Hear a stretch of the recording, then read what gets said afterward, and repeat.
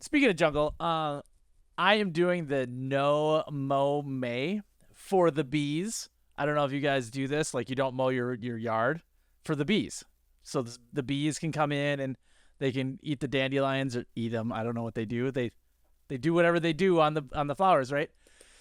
Anyway, my front yard is almost like 2 feet tall. I'm going to need to get like a tractor and a combine to take down that grass. And everybody around me is like those obsessed people where they're like cutting it with like, they got the magnifying glass out and they're like making sure it's like perfect. It's like a suburbia, you know what I mean? Just picture that. And then my house just looks like I'm like the trash house. You know what I mean? Like I just have the long grass and stuff. I used to know a guy when I used to work concrete that would only mow his lawn twice a year when the city would slap that yellow notice on the front door saying, hey, mow your lawn or we'll mow it for you. And it'll be like $100 an hour. But that was the only time that he'd mow his. Now, if we're going to compare apples to apples here, the my yard to their yard, not as bad, but still, no mow May. It's really hard to do, too, when everybody's doing it. I almost want to put a sign that says, for the bees, so I don't get the judgments. You know what I mean? I don't know if you guys have experienced this before, but the good news is, backyard, full of bees. I'm doing my part. Pete, you look confused. I don't even know what to say. I mean, I'm all for the bees too. I'm all in favor of keeping the bees safe and making sure that they are having a good time and that everything is clean and nice and fun for them and they have their food. I just have never heard of this concept. And as a man who goes over to mow his grandfather's lawn at least once a week, I cannot relate to this. I think I would lose my mind if my lawn was not 2 inches to half an inch, depending on the season, depending on the weather. But the bees, the bees. Gotta worry about the bees. I'll put a beehive out. I'll put some honey out for them. I'll grow some flowers for them. Are they bees or hornets? Bees. The big fat bumbly ones that are kind of like Jerry bumbling Seinfeld. around. Oh, that drill in your wood, the carpenter bees? I'm no bee expert by any means. I just do my part. But they're the big ones, the cute ones, the cute bees. Not the mean ones. Cute bees all the way. Bee movie. Maybe? I haven't seen it. I think so. A talking bee. Yeah, okay. Oh my I gosh. found out that hornets have a memory. They recognize your face. So if you attack a wasp nest, they will memorize your face. And so you could be walking down the street and oh boy, it might be flying by. The sky gets that's dark. him. And then they start attacking you. The sky gets dark. You look up. It's just a swarm of them. That's my worst nightmare. There he is. That's my worst nightmare. There's something else too, where like if you kill a hornet or some sort of like a wasp or anything like that, they release pheromones in like their death state that alerts the hive that they can smell from like miles away. It says, "Hey, someone just died. Go get the killer. Go get the guy that just swatted it or something." Go get the killer. So it's like, oh geez, that could, I don't mess with those too much. But that could be you when you're mowing your lawn. You could run over that bee, and they're gonna be like the pheromones. And then you're gone. You're gone. No more. I like to plant. I'll just plant flowers. I'll get a raised bed, plant flowers, let them come in. I don't know. All right, I don't know. fine. Eva, help me out here. This is weird, right? Yeah, it's definitely a weird Thank one. you. But What?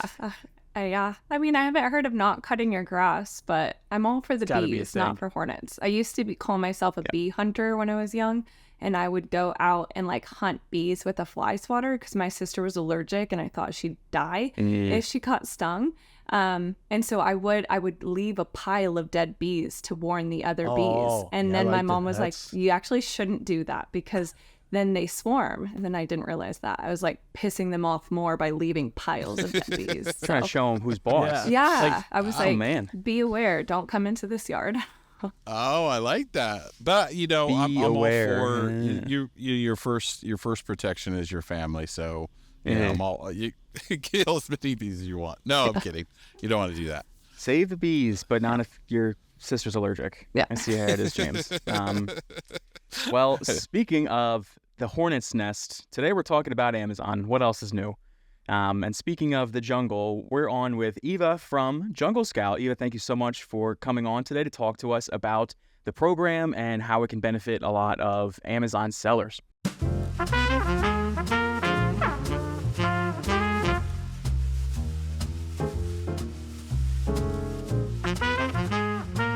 My name is Velocity Pete. We're going to dive into a little bit more about, again, how you as an Amazon seller can use Jungle Scout. So, Eve, if you wouldn't mind giving us an elevator pitch, pretend, we don't have to pretend for James, but pretend we are like 5th graders and you need to explain Jungle Scout to us. What is the tool? How can people use it? Yeah, so we have a few different tools, and it kind of depends on where you're at in your seller journey. So, of course, there's, the dreamer segment of, people who are like, ooh, I want to start an Amazon brand. We have tools for them, all the way up to, companies that are making $500 million of annual corporate revenue.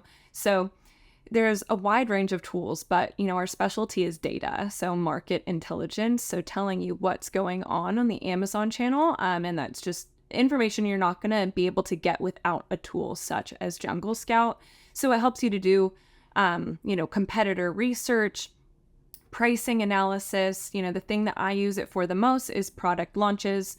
And really just helping grow your catalog and grow outside of the niche that you're performing in, and figuring out, your market share compared to competitors' market share, and really just measuring when you take strategic action to grow on the Amazon channel.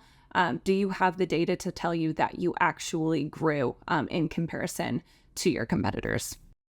Very cool. Yeah, I know we use it a lot here at Velocity, and I want to get Eric and James in here to give me some real-world examples of how they use it. Me personally, I love to do it for when we're meeting with a new client or a new partner, taking a look at the market for them and saying, this is where you sit compared to your competitors, and maybe where you could be capturing some more market share, and where the 3 Ps and the 1 Ps are, the whole mess of stuff that we're going to cover all today. But I want to give Eric and James, like I said, a chance to say, how do you guys use it with your partners? James, where are you seeing a lot of success with it, again, in demonstrating and showing the data to our people? Yeah, good question.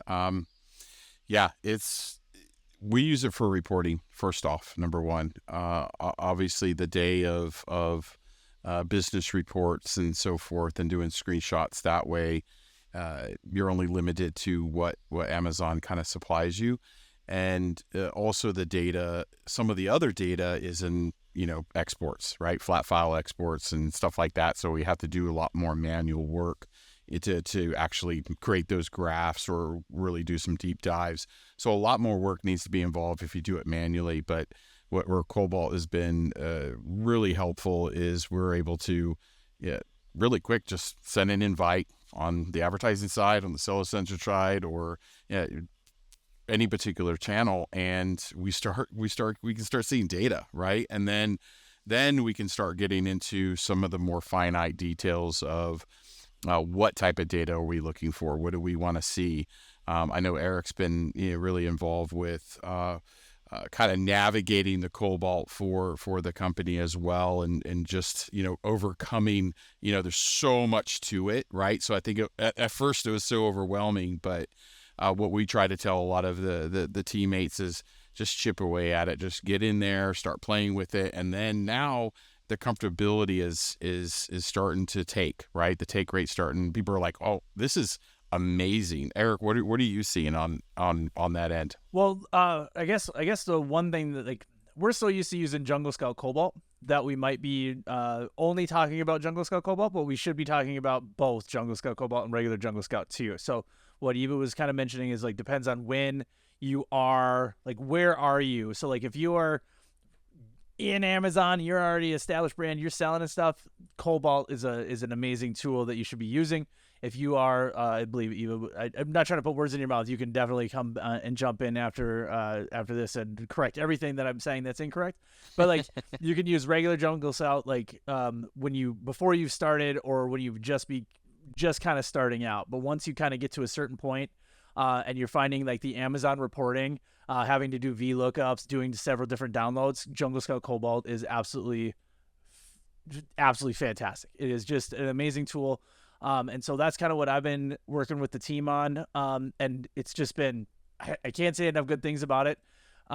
Pulling in different reports, client will say something like, hey, blah, blah. And then that report usually would take us 30, 40 minutes to get. It's awful. But now that client specifically asks for that all the time. You can build that out in Jungle Scout Cobalt, and you can just, there it is. set it and forget it, email it right to the client. You know, it's I'm losing my words right now because it's so user friendly in that regard. So it's absolutely fantastic. So I'll pass it back over to Eva in case I misspoke on any of that. No, you're exactly right in everything you said. And yeah, the dashboards are so robust and they are great, especially, you know, as an agency where you have a bunch of different clients that, you know, every client wants something different in their reporting and it can get a little bit frustrating and mundane. But once you build that dashboard, it is just constantly refreshing the data. And so you can just either share that dashboard directly with the client or export it into a PDF. And it just takes a lot of that manual labor out of reporting. And so, yeah, that's one of the features that I love about it with my own brands, because honestly, I don't even know. I was in Seller Central today and I was like, I'm going to try to look at, you know, the units sold and all of that within Seller Central instead of logging into my Jungle Scout. I'm like, wait, where did they move it? I don't know if it's been so long since I've actually tried to look at my performance in there, but I'm like, it shouldn't be this hard for me to figure out how many units I've sold of this, you know, product that I recently launched. I'm like digging around. Instead, I open up Cobalt. I'm like, there it is. And I know right away within that time frame. And so anyways, it just using Seller Central, I don't know about you guys, but it's a total pain in my butt. So I tried to avoid it. No, exactly. I love how you were mentioning that. It's so difficult, right? Even if you're trying to compare date ranges, you know, we always get asked that. Oh, what are we at for the first half of the month versus the same time last month? And you're just like, you're looking at business reports, you're like ASIN report, you're like download, you're like, oh my God, this is crazy. It's super easy. And another awesome feature that I like is you already have pre-built templates. Mm-hmm. Yeah, we do. Right? Yeah. Oh, some of them are just amazing. Just go in there and you know, just explore and see what you've already created, because obviously those have come from, you know, from thought processes as well, right? Yeah. And what's really great about, you know, Jungle Scout is it's built for sellers by sellers. They really encourage us to launch our own products and launch our own brands because they want this stuff to come from a place of actual knowledge and putting yourself in the customer's position. So there's so many of us who own, you know, multiple Amazon brands, and we've all launched them using the Jungle Scout tools and continue to use the Jungle Scout tools. So when we're making updates to them, such as adding new templates for dashboards, that's coming straight from, you know, the employee base that we have that are sellers. So yeah, it's really great because we're like, oh, actually, we'd love to have like this and this to make like a pricing analysis dashboard. And then, you know, that the engineering team's like, cool, on it, done. So yeah, it's really great. Do you guys get super excited when, you know, you're like, that's my dashboard? You know? I do, yeah. And Jungle Scout, so not Cobalt, but Jungle Scout, we have a really cool product launch coming. I can't say what it is, but it's coming end of June or July. And it's like, it's just so exciting because as a brand owner myself, I'm like, this is going to be so valuable to me. And so it makes me excited about launching those things. And they're, yeah, just constantly, like this year, we've got a lot of new stuff coming out that's going to really help those brands that are kind of sitting at, let's say, you know, around 500,000 to 5 million in the market. You know, it's hard because when you're in those ranges, it's like, ooh, do I spend 20,000 on a tool, but the $50 a month tool is not enough for me. So being able to kind of help out with that market of brands and really servicing them. So it's exciting. It's a teaser, Pete. Yeah, I know. We'll have to have you back when that comes out. Do a little live, like, hey, just to let you know, this just launched kind of thing. Yeah. No more hints. No more hints. Yeah, can we get some kind of hint? That'd be awesome, actually. Publicist is going to come and get your Get her. Yeah. What are you doing? Let's just say data. Yeah. Data. That's Love what it. we. Oh yeah. Love It's it. just data that's not already That's there good. is gonna be there. So Awesome. That's the name of the game. Data. How can you take the data you have, manipulate it to sell more, move more product? Yeah. So 100%. very cool. Very cool. Well, yeah, like Eric mentioned earlier, I do want to get into a little bit about the different, if you wouldn't mind, again, giving us a quick rundown of the different parts of Jungle Scout. So there's Jungle Scout Cobalt, now there's Cobalt 2.0. What is the difference between those three, and really what is the bread and butter of each of them?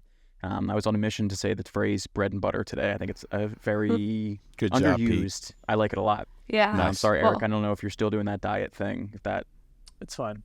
It's fine. triggered you. I don't know. Nope. Yeah, I was gonna say I'm Everything triggers gluten free, me. so yeah. I couldn't imagine. As being Italian, I feel like I have to have bread in my life. I've been trying to limit it in an effort to shed some weight, but it's hard. Bread is very versatile. Bread is very good, and I could do a whole podcast. I think that'd be my side gig, is a bread podcast, just going over different types of bread. I make my own bread, banana bread. I gotta stop before I get too into it. Eva, what are the different types of, I guess, programs for Jungle Scout, and what are the different ways that sellers could use each one of them? Quick example.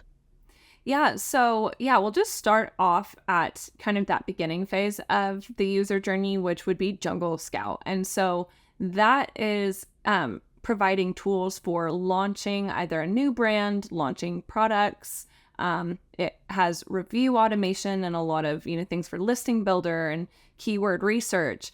And then we have Cobalt. And then, as you mentioned, Cobalt 2.0. So really, we're not selling Cobalt anymore. We're, pushing people towards the Cobalt 2.0 platform, which is basically a combination of, I don't know if you guys remember, but we had the downstream platform, and that really focuses on, the advertising software.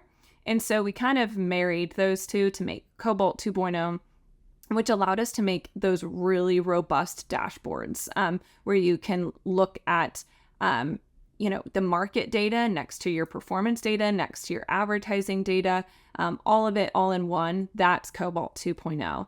Then we also have Data Cloud, and that's for people who already have a reporting system that they're using, let's say Power BI, and they already have dashboards built, and they're trying to combine Amazon data with their other performance data on other markets. And so that's where you can kind of query large, like massive amounts of data, which it just kind of comes to you more so in a bucket. It's just a bucket full of data rather than this, beautiful UI that you get in Cobalt 2.0. So then we also have the API, and we serve kind of every user journey now with the API. We had a recent API launch that was targeted more towards the established seller, making a couple 100,000 on Amazon, whereas before our API was more targeted towards the up market. So we just, as I mentioned, we have so many tools and that serve every point of the user journey on Amazon. So it kind of just depends on where you're at with your brand and your development. So. And then Eric and James, I know we kind of covered this a little bit already, but just to reiterate again, what do we use each one for? Just very brief overview again for anybody that might have missed that at the beginning. Like, what are we using Cobalt for versus regular Jungle Scout? Yeah, I think so. Our writing team uses like Jungle Scout, like regular Jungle Scout for like keywords and all that kind of stuff. So when they're writing the SEO content and everything, so there is still applications within our business that some team members are using that. Even brand managers are kind of using that. I think everybody's kind of making that pivot over to Cobalt. I think they have some habits, right? They didn't have Cobalt available, so they're still kind of taking the easy way out, right? I'm just like, no, Cobalt, But we finally got everybody kind of in there. And so what we do with that is our clients want weekly reporting. So we built out a weekly reporting dashboard that gets sent out automatically. You don't have to do anything. You just set it up, and then you send it out, and then they get it every Monday. And then you'll get a request. You'll be like, hey, can I see this data or that data? And then you just update that dashboard. That dashboard, again, is sent to the client, and they'll be able to see that data. What we've been kind of using, actually, we were just talking earlier today with the brand management team, is they're talking about grabbing, like, we have a client that wants to raise their prices. And I'm pushing, like, you always got to make data-driven decisions. Well, Cobalt is right there. It's amazing.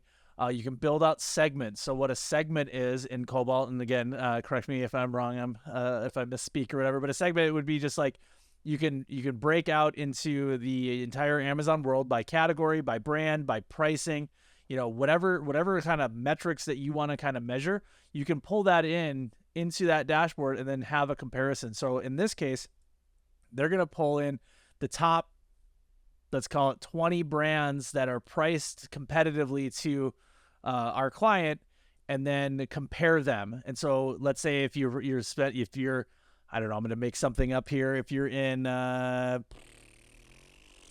grass seed, I don't know if that's actually a category, but like a grass seed, we're talking about grass, right? We're talking about grass.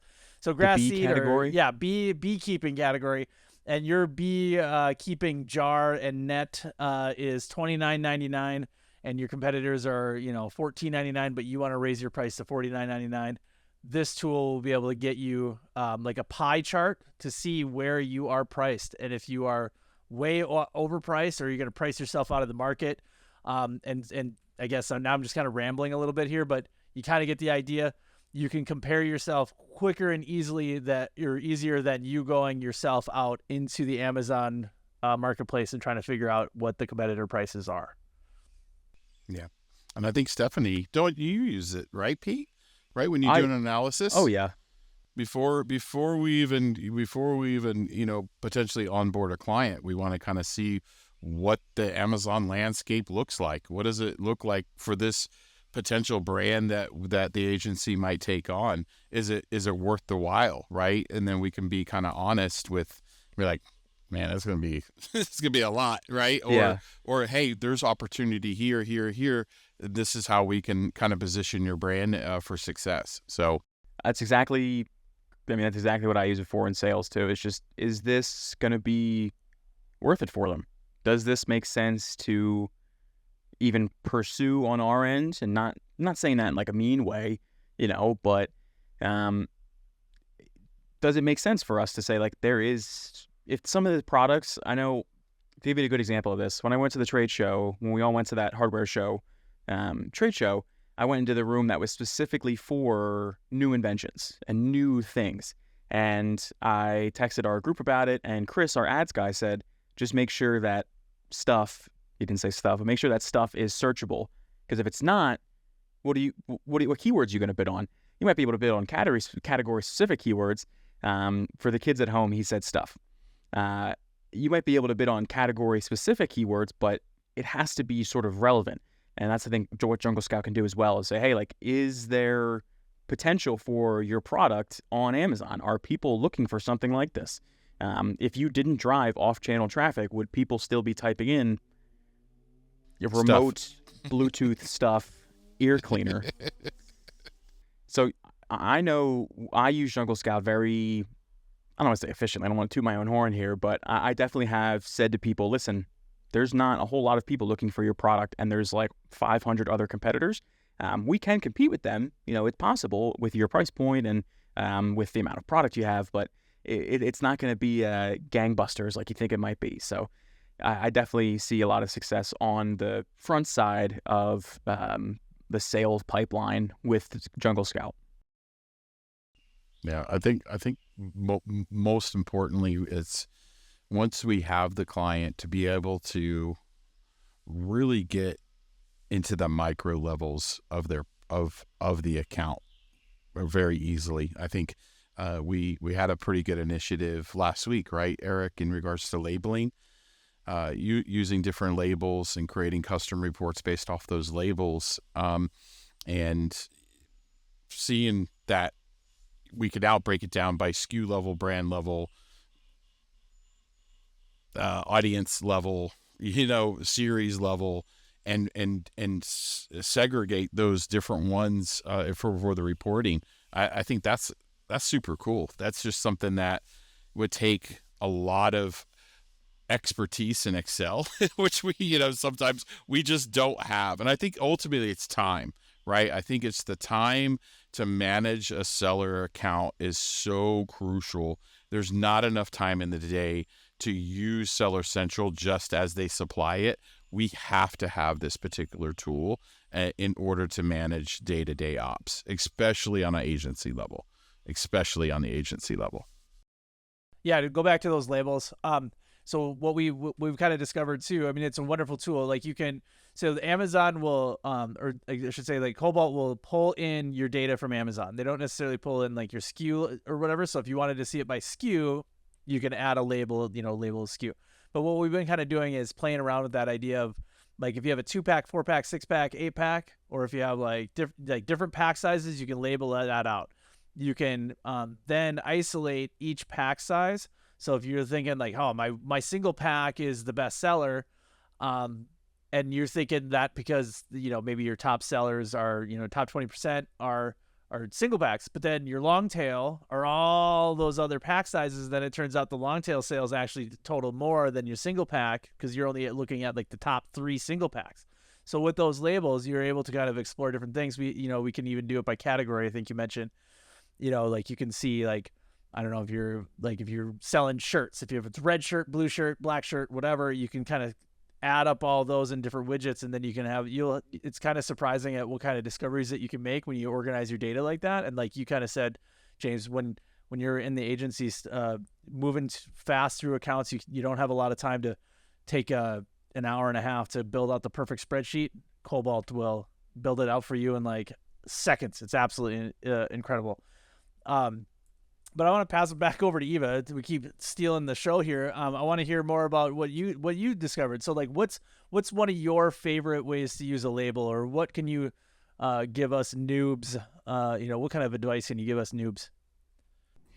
I mean, my favorite way to, as I mentioned, use Cobalt is for product launches and growing your catalog. That's kind of the phase that I'm in right now with my brands and just constantly launching new products. And you just discover things that you really wouldn't have thought of on your own. So an example of this is I was doing some research. I have a brand called Couples Coffee, and I was trying to figure out, okay, what's going on in the coffee market? Is there anything that's trending? I found out that blueberry flavored coffee is trending. Never heard of it. I'm like, what? I don't even understand why you would want a blueberry flavored coffee. It's very bizarre to me, but we contacted our roaster. He's like, I'm actually receiving quite a few orders from other companies because it's trending for whatever reason that might be. And that's just not something that we really would have found out if it weren't for using a tool like this that it's telling you what the consumer trends are. So you're able to jump on top of those faster rather than all of a sudden one day the search page is filled with blueberry coffee and you're behind the game and you don't have reviews on your blueberry coffee. So all that to say, I'll be launching some blueberry coffee. I haven't even tasted it. Don't know if I want to, but yeah, ding plug. Yeah, using a tool like this, it just gives you those insights into what is working on Amazon, not just what's trending on Amazon. So, there might be this huge trend, but, it's already oversaturated, kind of as you guys said. And or you have this genius product idea and you've realized nobody is searching for it. I mean, I've been a part of so many like new to world type products that I've been like, there's no way this succeeds. And it doesn't, because one of them was like an AirPod case that had a kickstand. Nobody was searching for this. It was funky looking. It was just so new to world that is like on Amazon, not really going to work. Nobody's searching for it. So if at that point, working with that brand, if I had a tool like Cobalt, we probably would have been able to have more data to show there's not a market for this. Not to say nobody should invent new products, but yeah, it is kind of hard with Amazon to do new to world products. You have to kind of have your own following on social media and your own kind of brand awareness to be able to really like crack the code with new to market products. Have to. Even to distinguish yourself against a lot of the importers, right? If you want to have yourself as an established brand, it's very hard to, you have to have that social play. You have to have UGC. You have to have that message that goes across. So when you look at,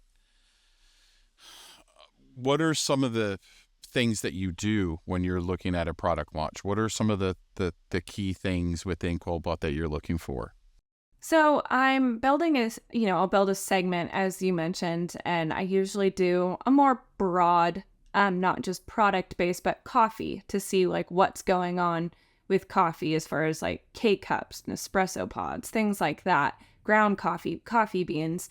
And then what I want to see is who are the market share leaders aside from those obvious ones like Phil's Coffee and Starbucks. Like everybody knows they're performing well in the coffee category, but you end up learning about a lot of competitors that you didn't know about before. And you're able to see where there's room in the market to grow and kind of getting an idea of a segment size. So let's say your goal is to make $1 million in the like fake llama category. I don't know. And you're like, oh, well, only 500,000 are selling on Amazon per year. So you can't make $1 million because there's not $1 million to make, if that makes sense. So you're like kind of looking at a category and saying, is there room for me in it as far as how much am I looking to make in that category? And is that category or subcategory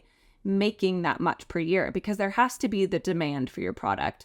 It is really hard to create demand for a product. So the demand has to be there and there has to be room in the market for you to grow. So if I look at a category and there's, let's say, 5 market share leaders who are owning over 50% of that market, that scares me. I'm like, I like to see a category that has some big players in it, of course, but where, if you guys are looking at like the Cobalt, like this, the market share, there, I love that. Yeah, I love it too. I love that. Yeah. The piece of the pie. Yeah, what pie? Yeah, exactly. Yep. I want to Yeah. see that filter when you click on all other brands.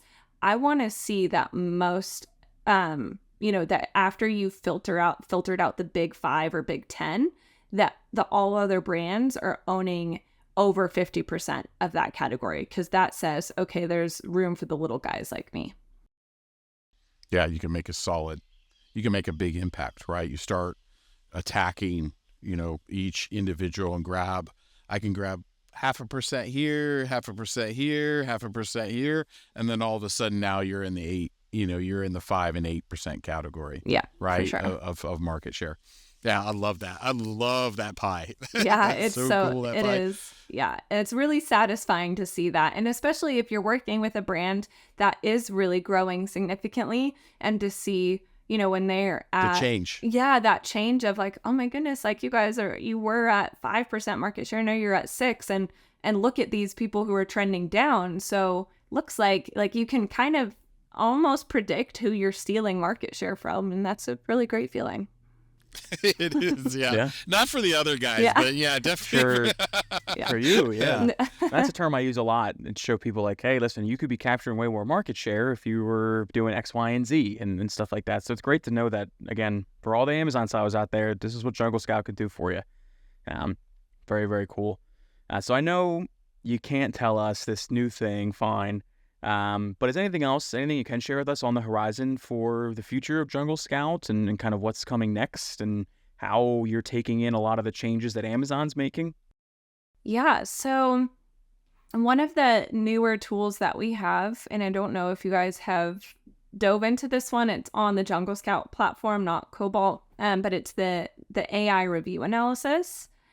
And I find that one super helpful. So I don't know about you guys or what your team of brand managers are doing, but of course, when you're doing competitor research, you want to see what about the competitor's product is both loved and hated by the consumer. So it's pulling in those reviews. You can put in an ASIN, and then it analyzes all of those reviews, and it tells you what people love, what people hate, how you could beat this product, and how you could, if you were the owner of that product, how you can improve this product. So rather than, I remember my agency days, when I worked at an agency, just combing through reviews, and then copy and pasting them into an Excel sheet, and then adding a filter to find commonly used keywords. So it was literally like, this does all of that work that we used to manually have to do. It does it for you. And so it's a really great way to do competitive research. And then also, again, all about, I'm all about the product launches, but yeah, if you're thinking, oh, I want to, launch this new toothbrush. Okay, look at your competitors. What are people saying about those? And then it literally tells you, there's like a paragraph there that says how you can improve this product. So yeah, it's really great. So that's one of the ones I'm excited about. No, that sounds so awesome, and I do remember those days. I remember seeing now the Amazon AI on the summary. You're like, oh, this is so cool. They're summarizing it for you. Yeah. But I like it on the client level as well, right? Is, the client's like, what's wrong with my product? Or it could be identifying certain issues that the CX tool might not identify, right? Because sometimes that's so arbitrarily, right? But this is more common of the user end as well, that if it's a sizing issue, like for belts, let's just say, and it's a common issue, people are just having problems sizing the product, or it's coming out of the factory just not correct, right? So definitely on that, and then product evolution, right? To the 2.0, the 3.0. How do you improve your product and for that next launch that they may do? Or it might be an entrepreneur, right? Saying, hey, these are the most common issues. I'm going to create another product that's going to address all these issues, and then do a launch. So you can have competitive advantage on that end by just looking at the review side of things. I think that's so awesome. Yeah, it's a really great tool. Well, what's interesting about that too is you got to think about your own brand. Because if you run it and somebody else has access to the same tool, they're going to do you, and then they're going to find out your weak spots. They're going to counter you with a better thing. So you should be really analyzing yourself before you start analyzing the competition. Unless you're trying to build a product to fit in that niche, then go ahead and do the competitors first, but make sure put the oxygen mask on your own face before you put it on your neighbors, right? So I always think of Love that. the analogy. Oh gosh, I get nervous that you're referencing flying, Eric. Yeah, I know. Mow your own lawn before you mow someone else's. Yeah, there you go. Right, Eric, there you go. How's that? That's a good one. For the bees. For the bees. For the bees. But yeah, no, absolutely. I love learning more about just what is coming out on the horizon. And I know Amazon has, again, like I said, put out a lot of different things recently. Is Jungle Scout, and you don't have to tell me what it is, fine.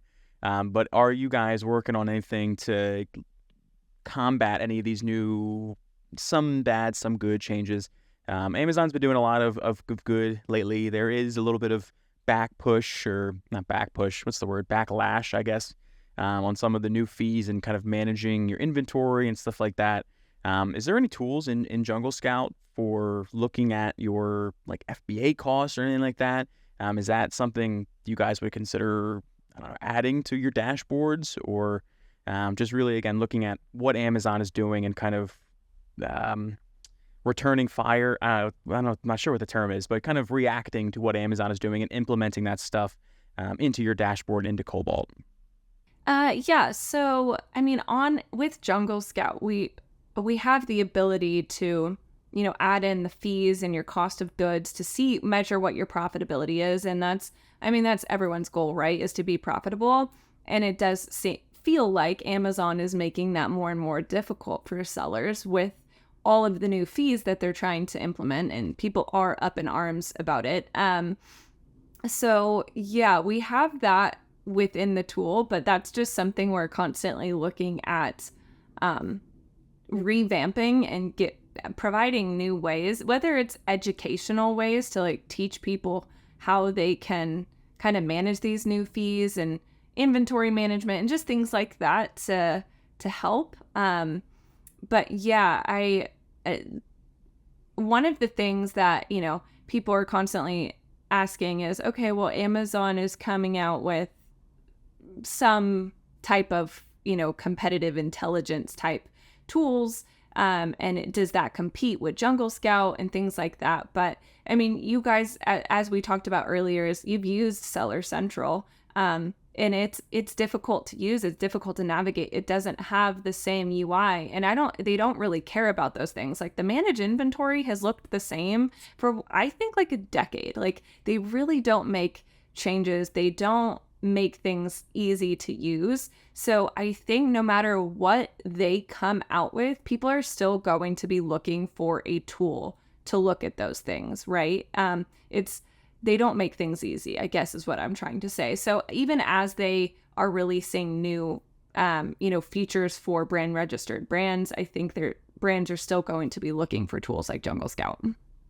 I will say they actually did do a little bit of an update to the manage inventory page, where they added some things. It's not like a huge overhaul, but they did add that you can view some metrics right on the manage inventory page. So you can view inventory count, which you could already do, but you can view sales metrics.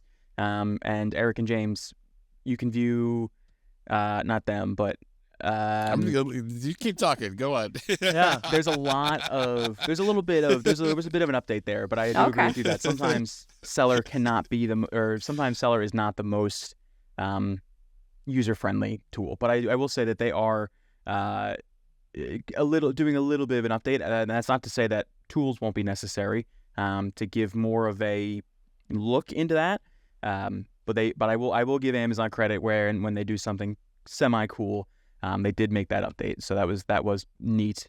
But to your point, absolutely, still, I know even in my space where I don't necessarily work with the Seller Central constantly, where I'm just kind of poking in there to do an analysis, I definitely appreciate the help of tools like Jungle Scout to really get a better look at the data.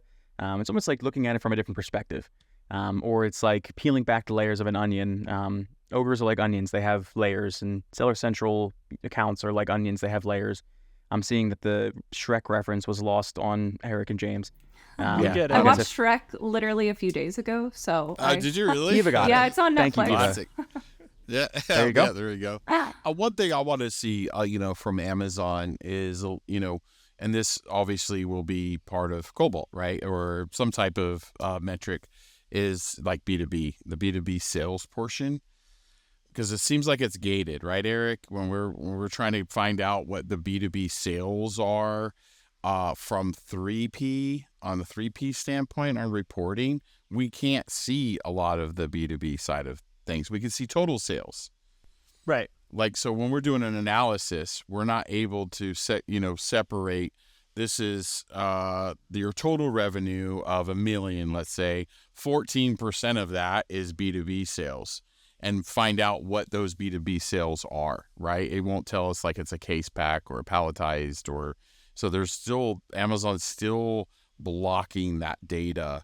So for us to be able to kind of see that when we do some analysis or potential forecasting for a client, we really won't see the opportunity until we get access to their account and then see the separation in the B2B side. So I'm looking forward to that. I don't know when that will be, but well, usually what I like to do is when I start my day now, I don't even used to go right into a Seller Central account. I go to business reports. I start weeding things out. I start looking at poking around stuff, and you just kind of aimlessly doing stuff until you're like, oh, I better check that. But now I go straight to Cobalt. I go to Cobalt first. I have my daily dashboard that I check. And I'm looking through, I see green arrows all the way down the line, and then I see a red down arrow. Oh, what's that? Now I have an action. That's the best part about Cobalt. Like, I can pull in my daily sales. I can pull in my weekly sales, monthly sales, year to year, month over month, whatever metric or whatever comparison that you want to do, it's available there. I go through there, see those down arrows. It's typically, oftentimes it's a buy box thing, but now I suddenly have a way to monitor my buy box. How many times have I won the buy box? What's my buy box percentage? If I see a down arrow on my buy box, down arrow on my sales, most likely going to be that. Like, you can start looking at sessions. It really depends on the account that you're looking at. I have some vendor accounts that have a seller and a vendor account. So you got that hybrid thing going on. So suddenly my own vendor account is taking over my buy box for my seller account. So now I'm able to kind of pivot. I can swing over to ads and say, hey, vendor just took the buy box on the seller. Please switch over and start getting aggressive on vendor versus getting aggressive on seller. So there's just so many different ways that you can use Cobalt to help take action. I've been playing with was it notes? What's that? Sorry.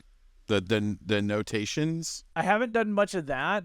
I'm an old man. I have my own notes on things. So when I'm doing, I'm like, oh yeah, on this date. Oh man. Pen and paper. That's the way it is. That's the way to do it. So what I mean though, like, is I lost my train of thought now, James. Basically, I start in Cobalt, and then I usually take action from there, if that makes sense. So that's the beauty of that tool. Now I remember. Sorry, Prime Day. So we got Prime Day in July coming up here. A lot of clients are getting ready to go. We're starting to think about like, hey, I'm starting getting these questions. What did we do last year on Prime Day? What did we do the year before on Prime Day? Prime Day, Prime Day, Prime Day. Like, that's kind of, we're in that time frame. I'm really excited to do that because it used to take us a bit of time to get all that data put together from different downloads on Amazon. Because then they're always going to say like, you can set up a widget to compare, this year's Prime Day versus last year's Prime Day, but then you can build out another widget that can show your conversion rate opposite, like on days that are not Prime Day versus that Prime Day time period. So you could even bite a big old chunk, compare it, whatever you guys want, like whatever you're looking for. It's all right there in Cobalt. Like the not to sound silly, but the limitations on Cobalt is your own imagination. Oh, cute. man, I knew it. Cute. I'm gonna write that down. Man, There you go. I feel so uplifted now. That's awesome. The knowledge What is what flowing. templates do you like to use? Is there a certain your go-to that you like just to, that's already pre-built by Cobalt, obviously from other team members? Is there one in particular just like, man, this is the one I've used for so long, and then I made my custom one? Is there something in there that you really like? Well, I was going to mention we have a Prime Day template. So I don't know if you guys have started to use that one, but you They're on it. definitely should because They're on it. Okay, perfect. Yeah, because we had a lot of requests for that one. Yeah, my favorite one is the price band analysis. So figuring out, where to price your products. So that is one I always like to look at. Pricing your products is like, I don't know about you guys, but I get really overwhelmed by that. And it seems like it should be easy. It's like, just look at what the top few people on the Amazon search are doing. But it's not that easy. And there's so many things that go into it. So being able to take a look at that dashboard and get a better idea of where you fall in the market and make sure you don't want to be the cheapest on the market, but also like realistically, you can't be the most expensive unless you are those huge brands, like Starbucks. So that is my favorite dashboard template. Which I'm curious which ones you guys are using. I'll have to share that because I think Eric, during our brand management meeting, that was one of the brand managers brought up that she's having a real difficult time, and it is overwhelming. So it's so funny that you just mentioned that. So I actually took a note. I made a note of that. I'm gonna go. Eric did. The tools. Oh my gosh. There's Well, I'm trying to think. While I'm thinking, which one do you use on your analysis there, Pete?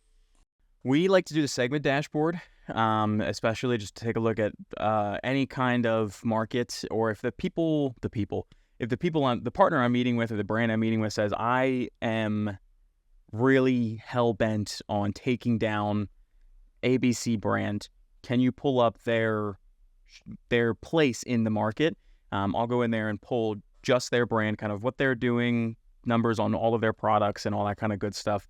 But for the most part, we normally do category pulls. So for like these bigger brands, I'll go in there and I'll pull, I'm trying to think one I just did recently.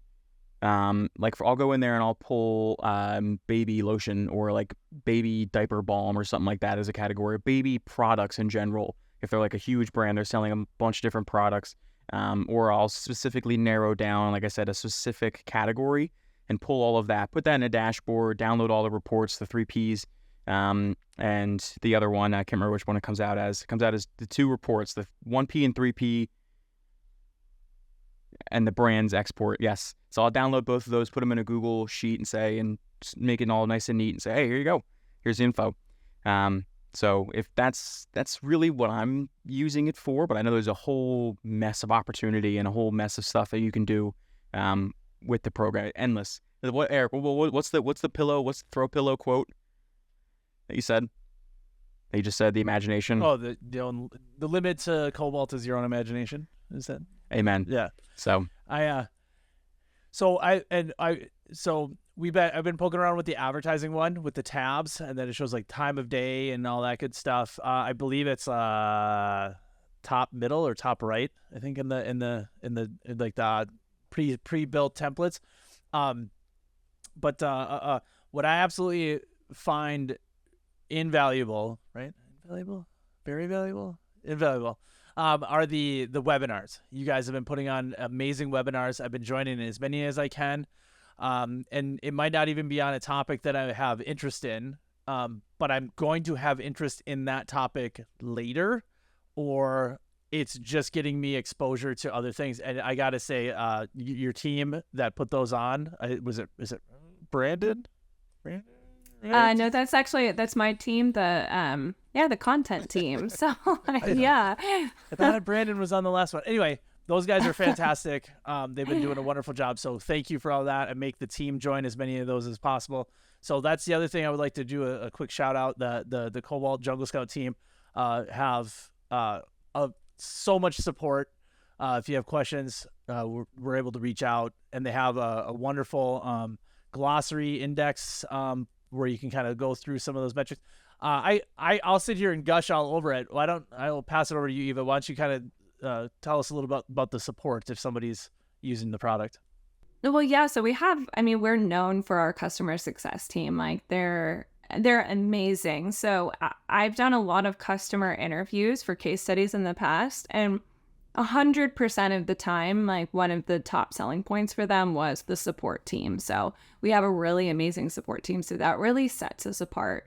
And then, as you mentioned, we have a lot of webinars, reports, content, blogs that we're publishing. So we are just constantly trying to educate sellers and brands, retailers, agencies. We just want to educate in this space. So we know that our tool is not all in one. You have to have other resources, and there's other strategies that you're not going to use the Jungle Scout tool for, but we want to still educate you on those. So for example, next week we have an email marketing webinar on, and it's just covering how you can use email marketing to drive traffic to your Amazon listings. You're not going to use Jungle Scout for that, but we just want to educate brands on how they can do that. And so, yeah, that's just really one of our big goals, is supporting brands in their seller journey, and then also educating them throughout on just all of the strategies that you can take, because there's just so many, and there's so many that are continuing to evolve. Like affiliate and influencer marketing, that's been around for a long time, but it's just becoming bigger and bigger, especially now that there's the influencer program on Amazon, and, you've got your Amazon posts, and people are starting to actually really hone in on that strategy. Whereas, that was launched, I think, over a year ago, maybe 2 years ago, and I just didn't see movement with it. And then all of a sudden in 2024, like all over my Instagram, it's people who are posting about their influencer page and shop my finds on Amazon.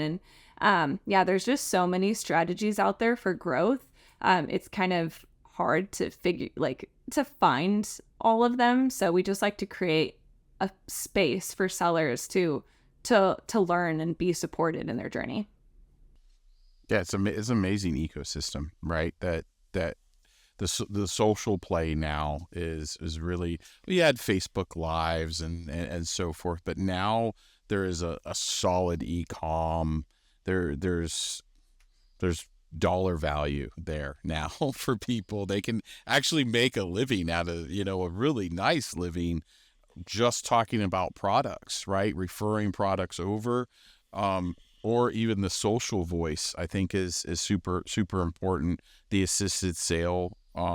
In order to have a successful brand, you need everything. You can't just be more targeted on just Amazon on a single platform. You have to, you definitely have to kind of expand your reach through other channels. You have to create that brand awareness and that brand equity, which is, one of the things is, it used to be pretty common to just launch products, right? It was, you didn't have a brand you were launching them under, you're just blasting products out here and there in different categories, different niches.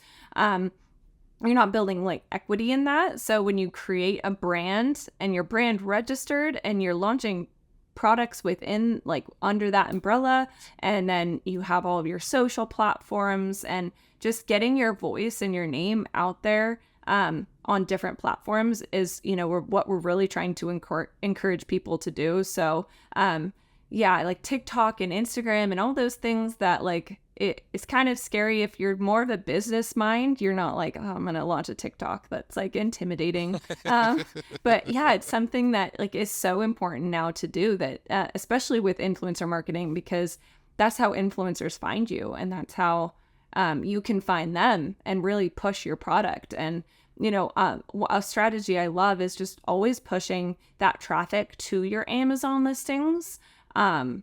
And, you know, that you can have your, you know, brand.com website, but when you're really trying to build up your Amazon business, it's kind of like those, you know, the rising tides lift all ships. And, you know, being able to boost that traffic from off Amazon is only going to help your organic search on Amazon. So you're going to show up sooner on the search page when Amazon sees, oh, people are being driven in here by Google ads, Instagram ads, Meta ads, all of that. That's just going to help you organically on Amazon as well. Yeah, absolutely. Yeah. And social, I mean, so to really hammer it home, I mean, social is absolutely necessary in 2024. If you're not on social media, if your business isn't on social media, what are you doing? I mean, unless you're selling something to a crowd that maybe isn't on social media, but even they're then, mowing they're mowing the neighbor's lawn first. Is what they're doing. That's what they're doing. Yeah, they're letting other people dominate their Instagram or TikTok or Pinterest or Facebook space or anywhere else that, you know, you could exist. Other people are already there. So if you're not doing it, you know, your competitors are, and they're taking customers that you could be either splitting or taking for yourself. Yeah. So that's another point to hammer home again. The goal of this podcast is to inform, so we're more than happy to tell you what you need to be doing, and what what platforms you should be on. So yeah. No, I think it's great. I think it's the more people that know, the faster to adoption is, right? I think that as they start feeling more comfortable, and we're experiencing that with our team, right, is getting them used to using Cobalt, but also the enforcement that the references or the support that your team has, you know, the webinars, and, you know, obviously the support that you're giving Eric and myself on more on that level too is it's vital, right? Because we know how much it can be useful for our organization, but also save them time. But during that, it is saving time, but the time that we're gaining and the value to time is so great using Cobalt data, right? It's to analyze that data. So now the decision that we've made might have been in 30 minutes, whereas it's really more finite than it was when we were analyzing data for 5 hours and then coming back, right? So it's even smarter. I think that it's such a key, it's going to be a key component of our organization for sure, right? Yeah. Yeah. And do you see Jungle Scout possibly doing anything with the off-platform play with Amazon? Like, is there any way, is there even a way to measure how many sales come in from off Amazon? I guess that's like maybe like wishful thinking, but I know we can. Yeah, so you can do the attribution links. I guess you could do that in Amazon if you itself. do But the brand referral links, I mean, that is the best strategy because you're going to get that up to 10% bonus. Love the brand referral bonus. Yeah, exactly. And that's going to help you track the sales and clicks and all of that. We don't have any plans at Jungle Scout to track any of that. Amazon is our bread and butter, and we are experts in Amazon, and that's what we want to remain experts in and continue to just nurture what we're providing just for, on Amazon data. And, there's a lot of data companies out there that try to be everything to everyone, and that's not what we're trying to do. We're just trying to be the place that you go for your Amazon data. So it's awesome. Amen. Well, Eva, on that note, is there any final thoughts you have for Amazon sellers out there that might be hesitant to mow the lawn, to commit to being a beekeeper, to start using Jungle Scout and maybe like, hey, is this really for me? Can I use, most of this? Any final thoughts for them on just the scope of work that you could get done with Jungle Scout and why maybe they should take the chance, take the leap, mow the lawn? Eric, I'm going to be hounding you on this for months, dog, just to let you know. There's going to be a lot of edits. I mean, I would say just look at what the big brands around you are doing, and everyone is using some type of software. You can't just be going into it without outside tools, right? You need to have some type of tool. We've worked with hundreds and hundreds of thousands of sellers, and a lot of them have seen really great success. We've made millionaires with the Jungle Scout tool. My suggestion would be just to reach out, book a demo, see if it's for you. Doesn't hurt if it's not, but why would you not look into it? As you guys have, mentioned, that the dashboards are just so time saving. There's just so many different uses. The sky is truly the limit. So yeah, I suggest just reaching out and figuring out if it is really the right tool for you, which I assume it would be. If you're on Amazon, it's the right tool for you. So yeah, Eric and James, I know you probably have a lot to say. Eric's got more words of wisdom than I do. Any more pillow? Got any more those quotes for the pillow? Yeah. Any more one-liners for us about? See, that was a lot of pressure. It's a fantastic tool. I use it on the daily. When I'm talking to clients, they'll ask me, a hard question. I can if I have Jungle Scout up, on the call, I can get them an answer within usually 30 seconds. The tool is absolutely fantastic. I can't say enough good things about it, and I'm looking forward to next week's webinar. I'll be there. Hope you guys join too. So that's really all I got. It's fantastic. Same sentiment. Yeah, it's a tool that I was afraid at first just because there's so much there. But after diving into it, just the first day, 2 days, all of a sudden you start seeing that value, and then really just getting used to what you want to see, just playing with it. And then all of a sudden you're just like, really? That's crazy. I would have never known that, right? It opens up a lot of eyes for sure. Accountability, it's there now, right? Our team's not liking it on that standpoint, right? Eric and I can go right in and see the up and down arrows. We're just like, hey, what about this? And they're like, what? How did you know about that? So it's really awesome. So we would definitely love it on a director level for sure. That's awesome. I love to hear how much you guys are enjoying the tool. I mean, these are the stories that I want to hear, and I want more one-liners. You can start writing our website copy. You're hired. Eric, there you go. Don't. Be a lot about bees, probably a lot about bees and mowing lawn, and they'll be classified the Eric stuff. Petersons. Yeah. You got everybody's EP in it. quotes. Everybody's in a Google, no mow May now, and everybody's gonna feel. I want everybody to feel bad about mowing the lawn in May because of the bees. Eric, your popularity poll is clearly. So if you don't know, we have an ongoing. It's going up. Everything else, it's going down. So I'm kind of like this lawnmower's going down. Niche market of bee fans. We have a constantly popularity poll going on. It's fictional. I make it up in my head. That I just say, Eric said, I don't watch The Office. And I was like, Eric, it looks like you're losing points in the popularity poll. He said something else, too, that I can't remember on one of the episodes that we had. That I was like, worst. Eric, yeah, you don't drink water. And I drink 4 of my giant 64-ounce bottles a day. And I'm like, Eric, you're losing popularity with the Hydro homies. So I don't know what you're thinking, but maybe the bee. You're going gonna after be that bee the market, king baby. Of the bee we got people. Him. Yeah, we got him. him. We got him. There you go. Awesome. #bees. Well, Eva, thank you so much for coming on today to talk to us about Jungle Scout and talking us through all this stuff. I will be keeping in touch with you to learn more about this new thing that you can't tell us, fine. But when it comes out, I will definitely have you back on with these two goofballs to go over just what it is, give us an explanation of it, and have them speculate how they can use it with our partners. So keep an eye out for that. But again, thank you so much for coming on today. Thanks for having me. It was great chatting with you guys. Likewise. Thanks for watching, everybody. I'm Velocity Pete, and we will see you next week.